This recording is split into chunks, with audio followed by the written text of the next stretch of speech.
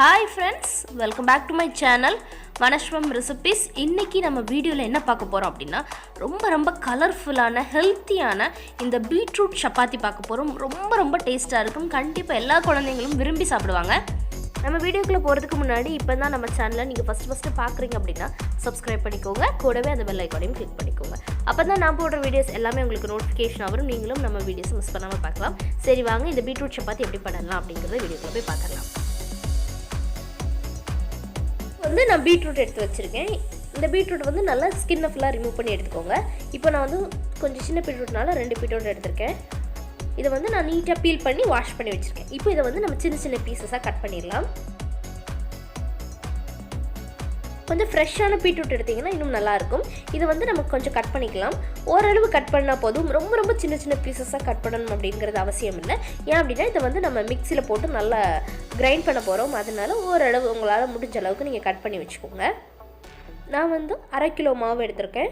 அது வந்து 4 பேத்துக்கு சாப்பிட்றதுக்கு 2 பீட்ரூட் போட்டிருக்கேன். இது வந்து நீங்கள் நிறைய பேத்துக்கு பண்ணுறீங்க அப்படின்னா இந்த பீட்ரூட்டையும் நம்ம மாவையும் கரெக்டான ரேஷியோவில் நீங்கள் பார்த்துக்கோங்க. இப்போ வந்து இதை தனியாக எடுத்து வச்சிடலாம்.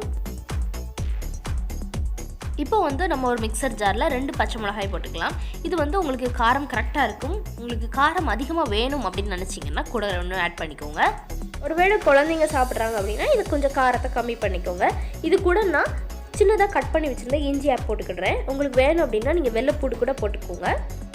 இது கூட நம்ம கொஞ்சம் ஜீரகம் ஆட் பண்ணிக்கலாம். அந்த ஃப்ளேவர் வந்து ரொம்ப நல்லா இருக்கும். இதை வந்து இப்போ நம்ம அரைச்சி எடுத்து வந்துடலாம். இப்போது நம்ம நல்லா அரைச்சி எடுத்துட்டாச்சு. இது வந்து ரொம்ப ஃபைன் பேஸ்ட்டாக அரையணும்னு அவசியம் இல்லை. ஓரளவு அரைஞ்சிருந்தா போதும். இப்போ இதில் வந்து நம்ம சின்னதாக கட் பண்ணி வச்சுருந்த இந்த பீட்ரூட் ஆட் பண்ணிக்கலாம். இது வந்து ஃபுல்லாக போட முடியும் அப்படின்னா நீங்கள் போட்டு அரைச்சிக்கோங்க. இல்லைன்னா 2 தடவை அரைச்சி ஆட் பண்ணிக்கோங்க. இதை வந்து நம்ம அரைச்சி எடுத்துகிட்டு வந்துடலாம். நம்ம வந்து நல்ல இந்த பேஸ்ட்டை வந்து சூப்பராக அரைச்சி எடுத்தாச்சு. இந்த பேஸ்ட்டை பார்க்கவே ரொம்ப அழகாக இருக்குது. அதே மாதிரி இது வந்து நல்லா ஃபைன் பேஸ்ட்டாக இருக்கணும். கொரப்பாக இருக்கக்கூடாது. அப்படின்னா நல்லா இருக்காது. நல்லா ஃபைன் பேஸ்ட்டாக உங்களால் எவ்வளோ முடியுமோ அந்த அளவுக்கு நல்லா ஃபைனாக அரைச்சிக்கோங்க. இப்போ இதை வந்து நம்ம ஒரு பவுலுக்கு ட்ரான்ஸ்ஃபர் பண்ணிடலாம். இது வந்து நான் கொஞ்சமாக தண்ணி ஊற்றி தான் அரைச்சிருந்தேன். நிறைய ஊற்றலை. ஓரளவு இது திக் பேஸ்ட்டாக இருந்தால் போதும். இதுக்கு முன்னாடி நம்ம நார்மல் சப்பாத்தியில் எப்படி பண்ணுவோம், சாதாரணமாக தண்ணி ஊற்றி பண்ணுவோம். இது வந்து இந்த பீட்ரூட்டை ஊற்றி கொஞ்சம் வேணும்னா நம்ம வாட்டர் ஆட் பண்ணி பண்ண போகிறோம். ரொம்ப டேஸ்ட்டாகவும் டிஃப்ரெண்ட்டாகவும் இருக்கும் இந்த பீட்ரூட் சப்பாத்தி. கண்டிப்பாக உங்கள் வீட்டில் ட்ரை பண்ணி பாருங்கள். ஓகே, இதை வந்து தனியாக எடுத்து வச்சிடலாம். இப்போ வந்து நான் 1/2 கிலோ கோதுமை மாவு எடுத்திருக்கேன். இது வந்து 4 பேருக்கு கரெக்டாக இருக்கும். இதில் வந்து நம்ம கொஞ்சம் உப்பு போட்டுக்கலாம்.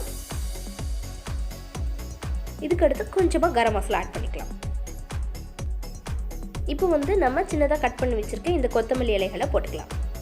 போட்டு இந்த ட்ரை இன்க்ரீடியன்ட்ஸ் எல்லாத்தையுமே ஒரு தடவை நல்லா மிக்ஸ் பண்ணிக்கோங்க. அப்போ தான் உங்களுக்கு உப்பு அந்த கரம் மசாலா எல்லாமே ஈவனாக மிக்ஸ் ஆகும். இப்போ வந்து நம்ம இதுக்கு முன்னாடி பேஸ்ட் அரைச்சி வச்சுருந்தோம்ல இந்த பீட்ரூட் பேஸ்ட், இது வந்து இந்த மாவில் கொஞ்சமாக ஆட் பண்ணி மிக்ஸ் பண்ணிக்கோங்க. உங்களுக்கு மேக்ஸிமமாக இந்த பேஸ்ட்டே உங்களுக்கு மாவு பிசைறதுக்கு ஓரளவு கரெக்டாக இருக்கும். உங்களுக்கு வேணும்னா கொஞ்சமாக வாட்டர் ஆட் பண்ணி மிக்ஸ் பண்ணிக்கோங்க. இது வந்து நம்ம நார்மல் சப்பாத்தி மாவு எந்த கன்சிஸ்டன்சியில் இருக்கோ அந்த கன்சிஸ்டன்சியில் தான் இருக்கணும். இப்போ வந்து நான் நல்லா கை வச்சு பிசைஞ்சிட்டு வந்துடுறேன். இப்போ வந்து நல்லா மிக்ஸ் பண்ணிட்டோம். பார்க்கவே எவ்வளோ அழகாக இருக்குல்ல. இப்போ வந்து நம்ம சப்பாத்தி டோ நல்லா ரெடி பண்ணிட்டோம். இப்போ வந்து இது இந்த கன்சிஸ்டன்சியில் இருக்கணும். எப்போதுமே நம்ம சப்பாத்தி மாவு எந்த கன்சிஸ்டன்சியில் வச்சுருக்கோமோ அதே கன்சிஸ்டன்சி தான் இருக்கும். இதில் வந்து கொஞ்சம் நெய்யை ஆட் பண்ணிக்கலாம். குழந்தைங்களுக்கு கொடுக்கறதுனால ரொம்ப டேஸ்ட்டாக இருக்கும். இதில் வந்து முக்கியமான விஷயம் என்ன அப்படின்னா, நம்ம வந்து என்ன தான் கடையில் வாங்குகிற மாவாக இருந்தாலும் நம்ம வீட்டில் அந்த கோதுமையை வாங்கி அதை நல்லா க்ளீன் பண்ணி அதுக்கடுத்து நல்லா வாஷ் பண்ணி அதுக்கடுத்து அதை மில்லில் கொடுத்து நம்ம அரைக்கும் போது அந்த சப்பாத்தியோட சாஃப்ட்னஸ்க்கு ஈடிணையாக வேறு எதுவுமே கிடையாது. அவ்வளோ சாஃப்டாக இருக்கும். அதே சமயத்தில் வந்து நம்ம செஞ்சது அப்படிங்கிற ஒரு நம்பிக்கை இருக்கும். கண்டிப்பாக அந்த மாதிரி நீங்கள் ட்ரை பண்ணி பாருங்கள். இந்த மாவை வந்து நம்ம நல்லா ஊற வைக்கணும்.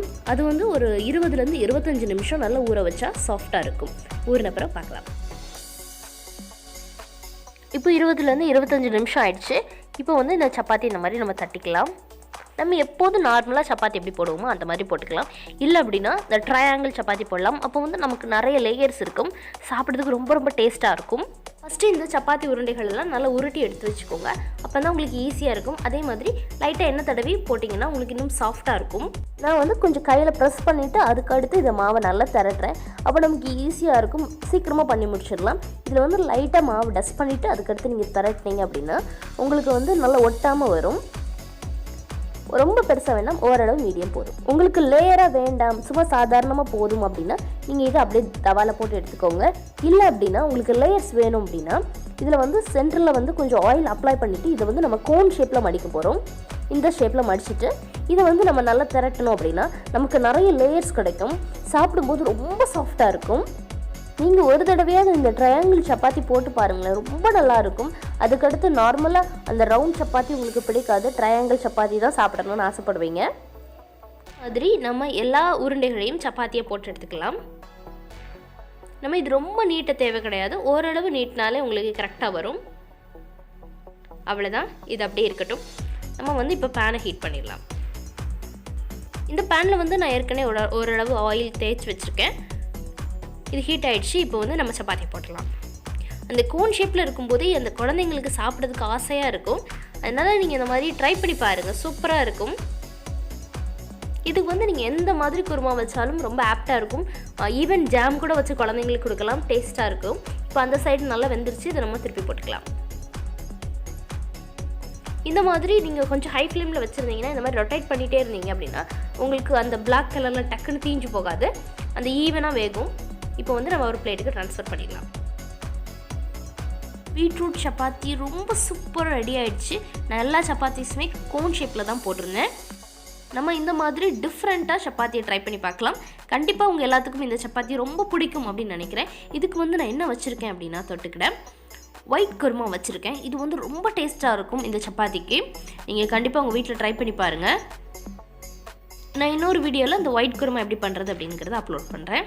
உங்கள் எல்லாத்துக்கும் இந்த வீடியோ ரொம்ப பிடிக்கும் அப்படின்னு நினைக்கிறேன். கண்டிப்பாக இந்த டிஷ்ஷை உங்கள் வீட்டில் ட்ரை பண்ணி பார்த்துட்டு எப்படி இருந்துச்சு அப்படின்னு எனக்கு கமெண்ட் பண்ணுங்கள்.